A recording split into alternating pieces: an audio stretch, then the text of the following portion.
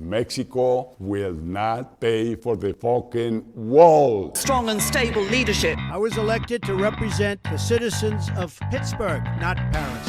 Hitler didn't even sink to using chemical weapons. Brexit means Brexit. We're thinking about building the wall as a solar wall. You talk shite, him. They're bringing drugs, they're bringing crime, they're rapists, and some, I assume, are good people. From this moment on, please do not ever call us a racist party. The Conservatives have no majority, no mandate, and no plan.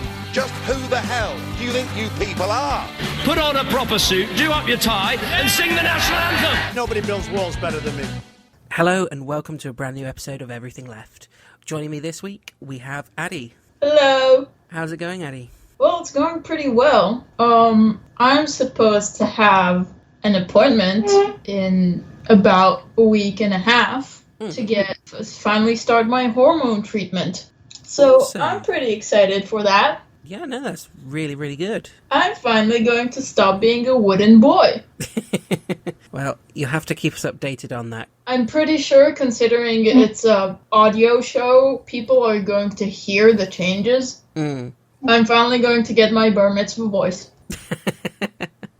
So, Adi, as someone from outside the UK, what did you think of our election?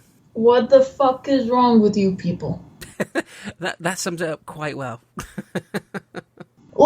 I don't remember if you're the one who told me about the new Irish party. I think you told me about them. Yeah, the DUP. My reaction to that is, why does an entire party have just one brain? And even that one does not work properly.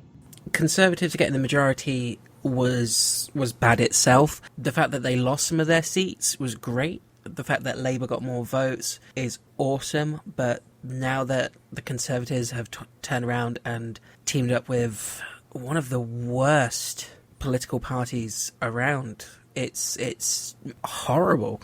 You know, a lot of people are genuinely worried about what could happen next with this coalition or team up, however they're going to try and spin it. But the DUP is not a party you want anywhere near political power. They seem so destructive. They are a party that seems like their common goal and their only goal so far is to destroy everything that isn't white and Christian. Add male and straight and cis in that as well.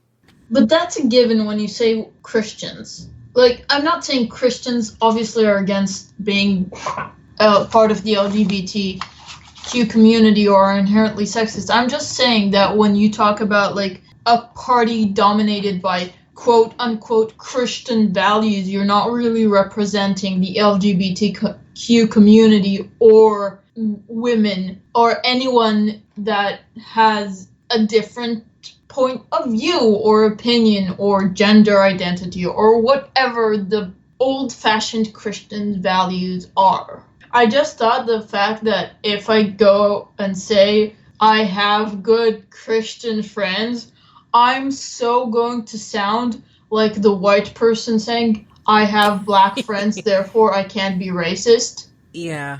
But to be fair, I'm part of the group that gets persecuted by Christians. I can't be racist towards them. That's literally impossible. Well, it's like we've discussed on the show before. Personally myself, I don't have a problem with people having religious beliefs. Whatever those beliefs are, whether it's Christian, Jewish, Muslim, Sikh, Buddhist, whatever. It's when people try to use those beliefs to put down other people and take other people's rights away. That's when I've got an issue. So yes, it's the fact that people use religion to discriminate against other people, which I actually have a story about that occurring here in Israel. Someone posted a photo of themselves. One of our politicians posted a photo wearing drag as part of a way to show support of the LGBTQ community during Pride Month. And I think it was done crudely, but it's sort of a legitimate way of doing it, so I don't really know what to think about that. But then as a way to delegitimize a different politician that is part of the same party. Our main party that is now in control of the government posted a photo of that guy in drag, supposedly saying that women are inherently weak, and I assume to also mock the concept of transgenderism. But I'm not sure that was their main idea. I don't think they really thought that part, but I think they wanted to make fun of the aspect of him being weak and feminine, which, to begin with, is wrong. But add to that the aspect that they're actually mocking the concept of a man in women's clothing, and even more wrong. It's kind of like adding oil to the fire or gasoline to the fire.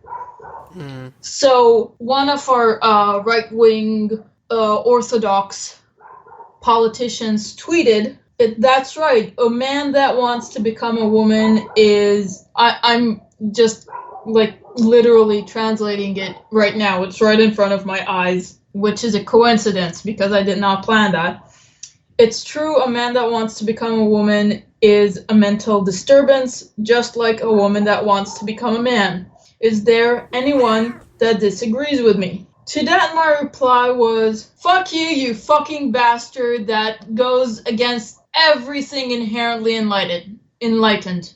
Also, a man who believes in an invisible being and uses it to fuel his racist beliefs is way more wrong than any issues anyone has ever had with their own gender identity, you fucking pile of shit." I haven't had a rant like this since Spicer and the Holocaust centers. Good times. To this day, people still say it's my best episode. I'm gonna take that. So, anyone who uses religion as a form to harass and go and pursue and try to harm anyone else, the belief that it's right, I hope you all fall off a cliff. Preferably down to hell, because that's where you belong. Yeah, the DUP, their policies are so bigoted but rooted in their religion. They are using the Bible to justify so much of what they're doing, to the point where it's damaging to people with a Christian faith. It's wrong in so many ways. Like, they've opposed same-sex marriage so much in both Ireland and the UK as a whole. One of their MPs voted against marriage equality, and their argument was the Bible says Adam and Eve, not Adam and Steve. And it's when you're using a book to define your party's policies, that's really dangerous. And it's not just them being against the LGBT community either. That's why they're against women's rights, especially when it comes to abortion, and why women are leaving Northern Ireland and going to Southern Ireland and the rest of the UK to have abortions, because they're being forced to carry their pregnancy to term, and sometimes it's in horrific circumstances. I knew someone, one of my father's friends, he's from Ireland, and his brother and sister-in-law were having their first child, and halfway through the pregnancy she found out that the baby's brain hadn't developed, so it was not going to survive outside the womb. It was guaranteed to be born dead, and Stillborn, yeah. The doctors would not let her have an abortion. They made her carry on for those 9 months, knowing that the baby growing inside her was doomed to die the second she gave birth to it. And when they can't even spare someone that kind of pain because of their religious beliefs, it boggles the mind. The problem is when people use religious beliefs as a point that they can put other people's lives in danger. And that can happen in a medical capacity, or it can happen with the stupid wars occurring around the world for no reason besides a book and the creation that was developed by humans. Yeah. Well, I think even if you believe in the Bible or any religious text and believe that it does come from a higher place, you have to acknowledge it, that at least it was written down by people, and people have agendas, and you can't take it completely at face value, because there's so much in there that just contradicts itself and goes against the society that we know, which is why you have some, to use Christians as an example, some Christians who turn around and quote Leviticus for being reason why being gay is wrong, but don't do so for tattoos or cloth made from two different types of fabric. It's like you're acknowledging that you can pick and choose, so surely by default you're saying it's not completely infallible. There's something in there that isn't perfect about this. Yeah, the government here is a bit, well, I don't even know anymore. It's it's so messed up with what's going on. There's no confirmed deal with the DUP.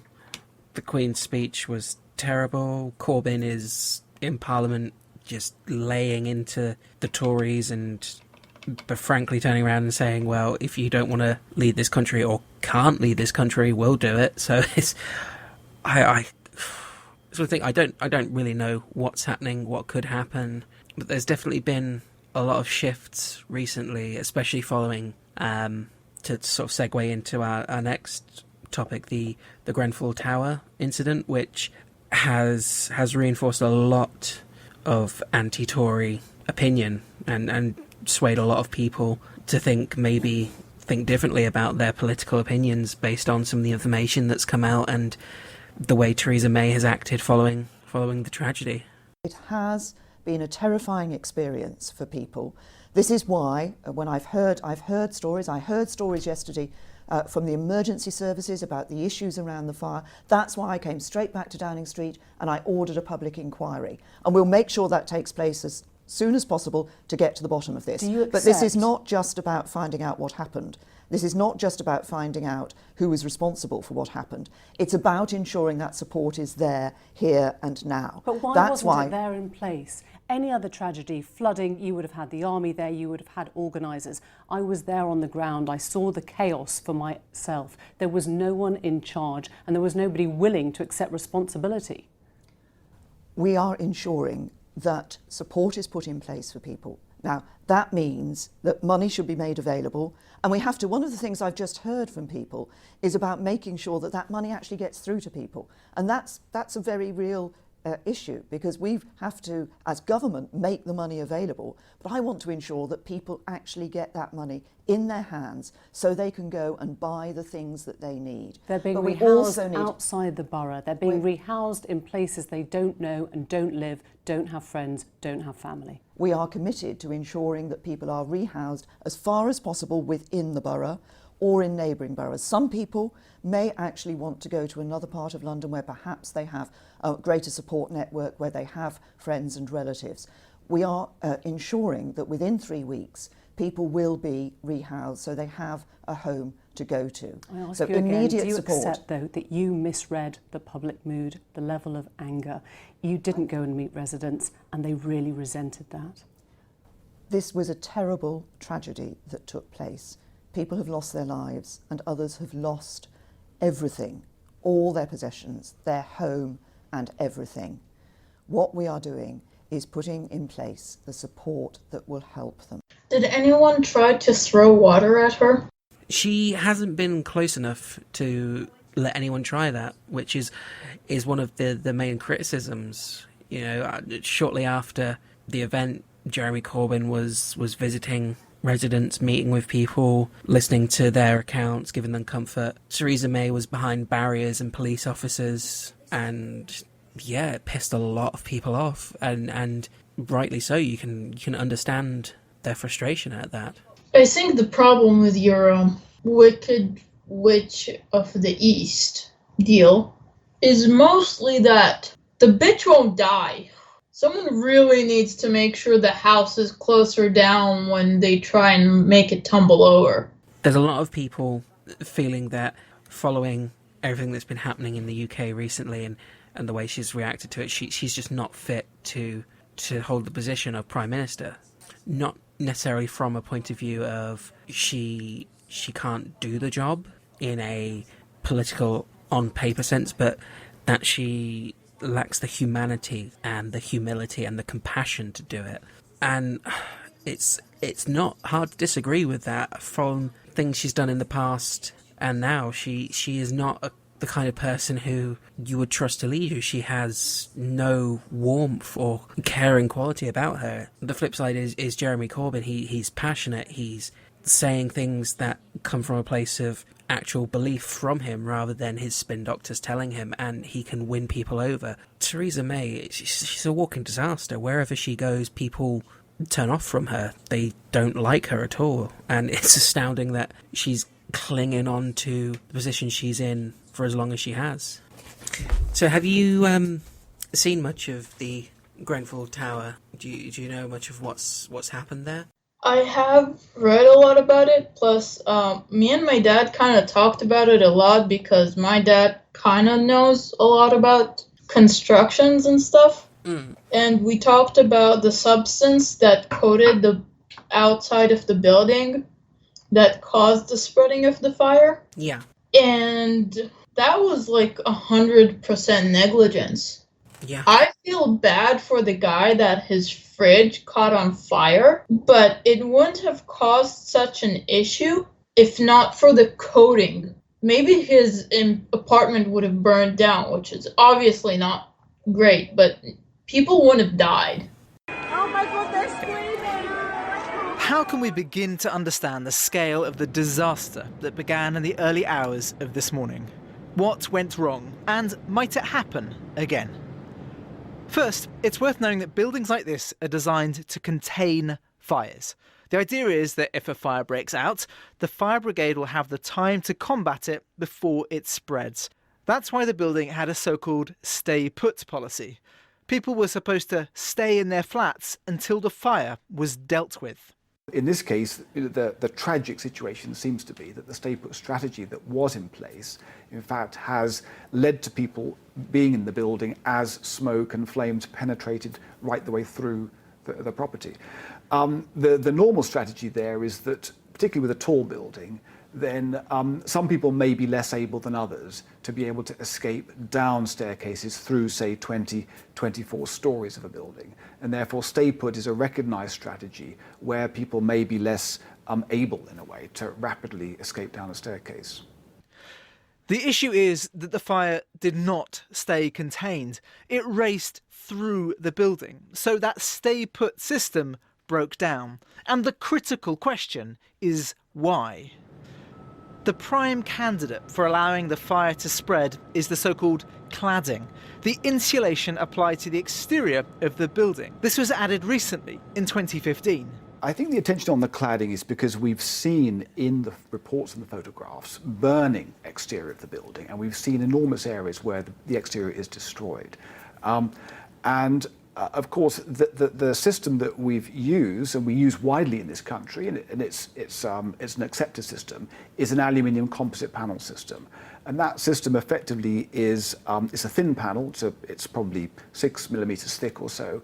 And typically, it's made of 2 sheets of aluminium with a core in between. And that core is critical as to what it's made of. Because if we look at some of the fires elsewhere around the world, and look at some of the fires in China or the Middle East, for example, that have been quite devastating, the core frequently has been a combustible type of plastic material. Newsnight has learned that the specific cladding in use in Kensington was a product called Rhenobond. And in fact, there are 2 different versions of the cladding. The first is very fireproof. The second, which has a polyethylene core, is a bit less fireproof. And we've established it's the second, less fireproof version of the cladding that they used. There have been questions about polyethylene core cladding from abroad. For example, following fires like this one in Dubai. Watch this polyethylene fire from France in 2012. It starts small, then quickly jumps up floors via the outside of the building, and within minutes, it's racing up the exterior. But the contractors who fitted the cladding in Kensington insist that their materials and work met the required standards. All modern British cladding is supposed to be of limited combustibility. Whether our fire regulation is in the right place, though, has been an open question since a smaller disaster in London in 2009. 6 people died in the Lakanal House fire. Since then, though, not much has happened. That led to a very, very detailed coroner's inquest and report. And part of that, they said that there should be a review of Part B of the regulations which govern high-rise buildings. That's the fire regulations. There's fire regulations, which hasn't yet been done. In October of this year, then Housing Minister Gavin Barwell said that it would be, but the sector's still waiting for that. And it was only in March this year, I think, members of the all-party parliamentary group on fire safety were warning that lives would be at risk if it wasn't. The Royal Borough of Kensington and Chelsea, which owns the building, has big questions to answer. The government's response to Lakanal House deserves probing too. We really need answers to make sure that other places don't suffer as Kensington has. Yeah, it's like the police officers, not police officers, firefighters. They were being interviewed. I think it was the BBC or Sky was saying that normally a fire like that would be contained in one flat, then move on to the hallway, and it would take a long time to spread through the building. They said it had gone up dozens of floors in about 20 minutes. By the time they got there, they're saying they've never seen anything like that happen before, because the way the building was made, it made it the perfect breeding ground for an uncontrollable fire. Yeah, because the point is the coating was something that cost millions of pounds.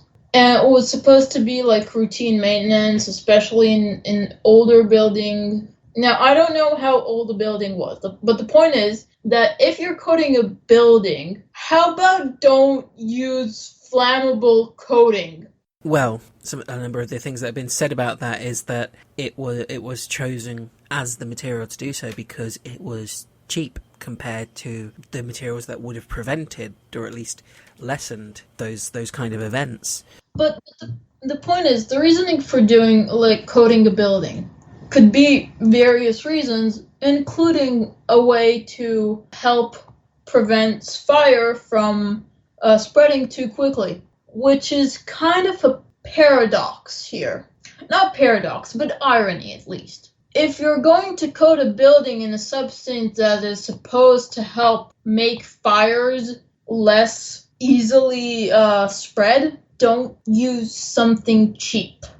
Because now you lost the entire building, plus human lives, which would probably mean that you are going to get sued. So what did you gain out of it? Some good news that's coming out today about the event is that the local residents have now been given a place to stay. 68 social housing flats in Kensington are going to be made available to the survivors from the government. So there was a lot of talk about what would happen. Some people suggested that they would be moved from London, which of course upset a lot of people, both those who were in Grenfell Tower and people from the outside looking in who thought it was wrong to move them across the country because of a horrific event that was outside their control. So now they are being given somewhere to stay, and hopefully things can start moving forward with this. And I think the people who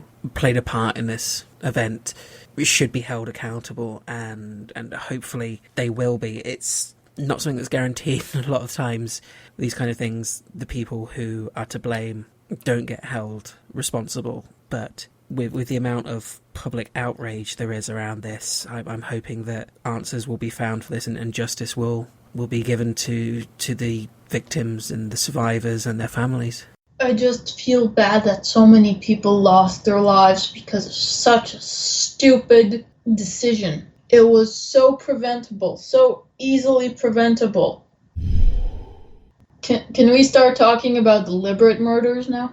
Deliberate murders, sure, because there's nothing more fun than terrorist attacks. Just something to cheer the listeners up. Now we're going to talk about premeditated murders. So last time we did the show, obviously we talked about the attack at Manchester, the bombing at the Ariana Grande concert. Since then, this has been the first time we've had a chance to record. There have been another 2 attacks in the UK, both of which involved drivers hitting pedestrians and using vehicles to kill them. So the London Bridge attack, a white van hit pedestrians on London Bridge, after which 3 men exited the vehicle and started attacking people. 8 people died and close to 50 were injured. Following that, just a few days ago, there was a similar incident again in London at Finsbury Park, where a man drove a van into a group of worshippers coming out of a mosque, where a number of people were injured and 1 woman was killed. Both of these things are absolutely horrific incidents. They're both terrorist attacks. They're people spreading hate and violence, and there are no words to describe how awful it must be for the people there, for those involved, for the ones who witnessed it, for the emergency services, and it's further adding to the divide in Britain, the level of hate. And there's reports that saying that anti-Muslim hate crime has been on the rise since the London Bridge attack and the Manchester attack, because both of those attacks were perpetrated by people of a Muslim faith, which you have to start thinking, was the attack on a mosque then a result of that? Is this just a horrible cycle that keeps going round? Because it just seems like the hate just keeps getting worse and spreading. The man who performed the Finsbury Park attack, Darren Osborne, is a man who has ties to extremist right-wing groups, and was reported as saying afterwards that he wanted to kill all Muslims. And it's horrific that these things are happening, and both sides of this, the people who claim to be acting on their Muslim beliefs and those who claim to be acting on their Christian beliefs and British beliefs, are just aggravating each side, and there are no winners in this. I don't understand what these people think they're benefiting from performing such awful, cowardly attacks. The annoying part is the fact that the media depicts them as lone wolves with mental illnesses and social issues. And to that, my response is, fuck no, they're terrorists, and you're harming everyone with mental illness right now. Yeah. Because people with mental illness are more likely to be part of the group being targeted than the group targeting people. So by stating that these people have mental illness, you're kind of hurting us. And the way the media are portraying these events is so skewed as well. I saw social media and news outlets as these events were unfolding. I followed them as soon as they sort of came into the public attention, and straight away media were reporting on the London Bridge incident as a terrorist attack, whilst the police were still saying it's an incident. You know, they hadn't released any official statement or anything like that, but because the people who perpetrated the attack were of a Muslim faith, it was straight away a terrorist attack. Yet after Finsbury Park, after the police and the government were saying it's a terrorist attack, certain media outlets were not saying it was a terrorist attack, were not referring to the attacker as a terrorist. One that pretty quickly got a lot of condemnation online was the Daily Mail, who described the attacker as clean-shaven white man. It's like the language they use for that event compared to London Bridge is so dramatically different. And it's making the situation worse, because as soon as they think they can spin it towards anti-Islam or something that serves their needs, they will do so in a heartbeat. They will engage in Islamophobia and racism. But if it's an English person, if it's a white person, like you said, it's like, no, they're not a terrorist. They're mentally disturbed. They were alone. They had issues, and it's not their fault. We should be more understanding. And it's bullshit. It's absolute bullshit. Those two attacks are exactly the same. The details may be different. The death toll might be different. The people involved might be different, but the actual events, what they represent and the goals, they're the same. They're terrorist attacks, both of them. And that exactly ties into our first to the beginning of what we said. The fact that people excuse hate. oh, that person is different than me, therefore they deserve to die. That person is not like me. That person doesn't have the same values as me. That person wants something different than me. The fact that you can excuse death or you can excuse an act of violence is despicable, and if you do it, you don't deserve any respect. No. Because that is the problem. That is the main issue. There would be no war if people would just understand that being from a different culture, from a different religion, or from a different place does not mean that the person is not your equal. And excusing that act of violence against someone because they are Muslim, or because they are Jewish, or because they're LGBT, or because any other reason, especially when it comes to minorities, is disgusting. But people will excuse that. They will do whatever they can to make those narratives fit their needs, to further their cause. And the media are so responsible for this. You just have to look at the headlines that the Daily Mail, the Mirror, the Sun put out there, and it's inciting terror and anti-Islamic views. And it's no wonder at all that attacks like this happen, because just like people on the other side, just like those who are following groups like ISIS, people are being radicalized. But because it's white British people, and because they're being radicalized by a newspaper or by hate preachers like Katie Hopkins or Nigel Farage, it's not the same thing, because that would be ridiculous. White people don't get radicalized, they don't become terrorists. That's something that people who are other do. The issue is mostly that people in main positions, politicians, leaders, teachers, priests, dictate hatred into their communities. Look at Donald Trump, our resident Cheeto-in-chief. He started the Muslim ban. He talked over a Gold Star family, which I'm pretty sure could be counted as more American than the radioactive sludge with a dead cat on his head. He keeps being a misogynistic asshole, which I doubt he even understands what I just said means, because I'm pretty sure he's brain dead by now. And yet people respect him because he runs a successful company, which went bankrupt between 4 and 6 times. I'm not sure how successful that makes the company, but it makes him a terrible CEO. So that's the main problem, that people respect that man, and people respect men, especially men like him, despite the fact that they do nothing that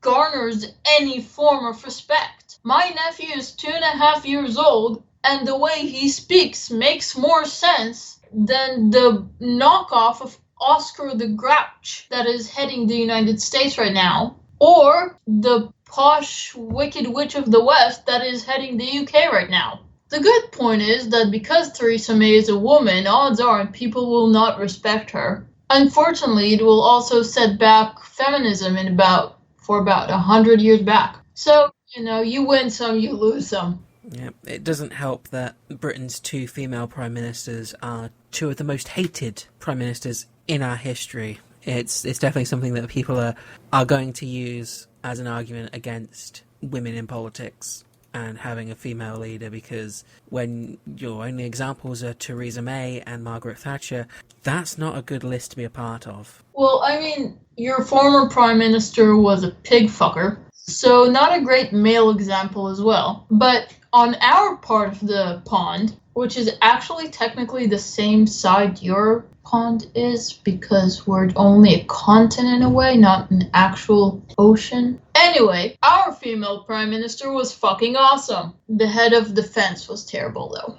So maybe you guys should take lessons from us regarding female politicians. Or, just shut down the entire operation and start new with prominently more autistic members in politics. Because I still think we can be better politicians. Speaking of yourselves, I know you wanted to talk. There's been an incident in Israel as well that people might not be aware of that could have been overshadowed by the events in the UK. On Saturday, there was a terrorist attack in Jerusalem. A man started stabbing people, and a soldier tried to stop him. She managed to stop him, but she got critically injured. She died after saving lives of people. She was very young, and that proves my point about hatred, that it leads to nothing but destruction. Because a 20-year-old woman should not waste her life because